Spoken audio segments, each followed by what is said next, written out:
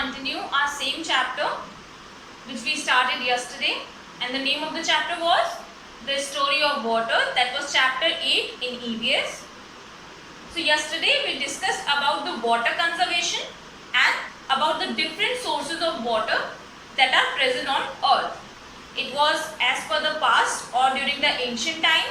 Then there were natural resources of water, and then the third part was the human-made resources of water. Now today we will start our video with the topic states of water. States of water means the forms of water in which we can see it, and there are basically three states of water or three forms of water. And the first one is solid. So what is solid form of water? You can see the solid form of water in a form of ice cube or snow, and you can see the ice cubes in your refrigerators also, and the snow you can see in the pictures or whenever you visit the places that are situated in the mountain areas. There snow is present, so the water that is present in the form of ice cubes or snow is termed as solid state of water. The second one is liquid state. Now what is liquid state? Liquid state is that form of the water when ice cubes or the solid form of the water starts melting, it forms liquid form. Okay, like when ice cubes, when you take out the ice cube from the refrigerator, what happens? It starts melting now. So this is the form that ice cubes are getting converted into water, that is liquid form, that is in the liquid form. Then the third state of water is gas. Now when you get the water heated up, or when you can see it in the kitchen now, when your mama boils the water, what happens? It starts boiling and the water vapor comes out from the vessel. So this is the gaseous form of the water. Okay, so there are three different forms of water or states of water. One is solid form, which is present in the form of ice cubes or snow. Then the second form is in the liquid form, when the ice cubes or the snow starts melting because of the high temperature. Then the third form is in the gas form, and that is when the water is boiled or getting heated up, the water vapor starts coming out of the vessel, and that water vapor is in the form of a gas. So there are three states of water. One is solid, then the next one is liquid, and the last one is gas. Okay. So students, our next topic is water cycle. In the previous topic, we discussed about the three forms of water or three states of water, and that was solid, liquid and gas. And these changes that occurs in water happens because of the process of evaporation, precipitation and condensation. So from this topic of water cycle, we will come to know about these different terms through which the water converts into different forms. Okay. So the first one is evaporation. Now what is evaporation? The water bodies, the different water bodies that are present on the surface of the earth, like river, lake, ponds, etc., that water gets converted into vapor or gas because of the presence of heat from the sun. Okay, the sun provides heat, gives heat to the water bodies, and the water that is present in the lake, river, ponds are converted into water vapor, and this process of converting of water into water vapor is termed as evaporation. Okay, and this water vapor goes up to the sky and forms a cloud. Okay.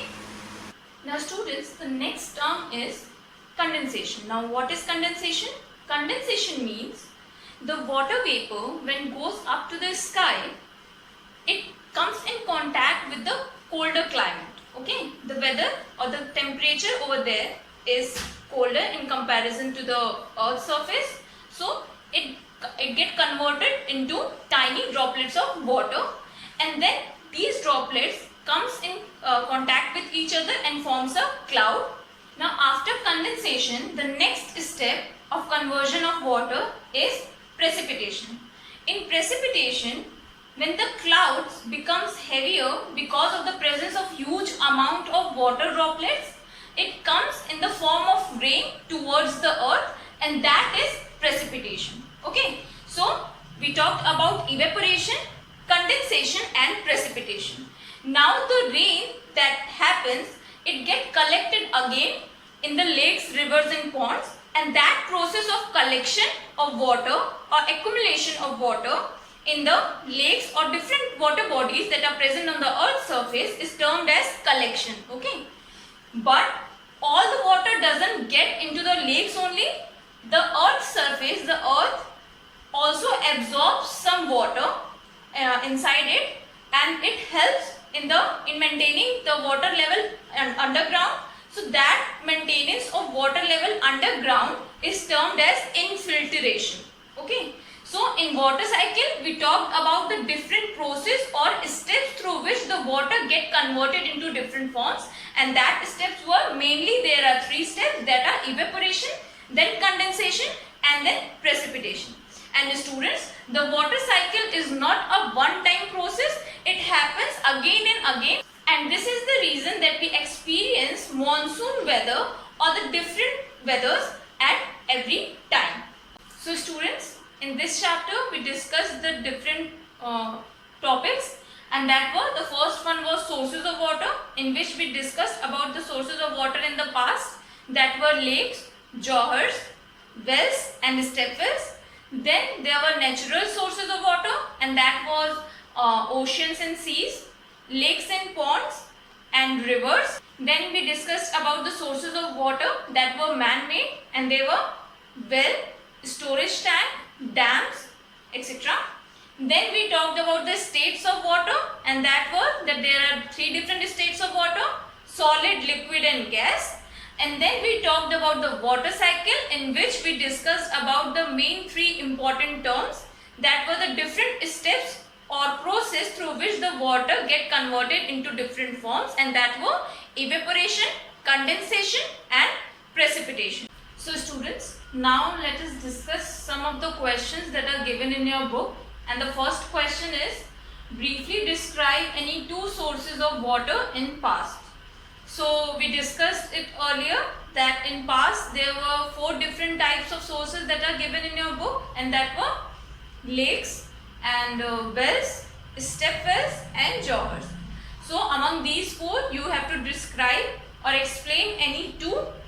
Then the next question is, what are storage tanks? Now what are storage tanks? Storage tanks are the temporary reservoir of the water.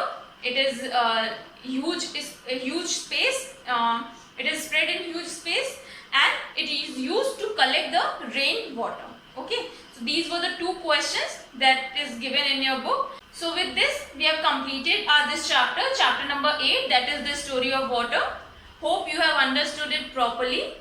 Thank you.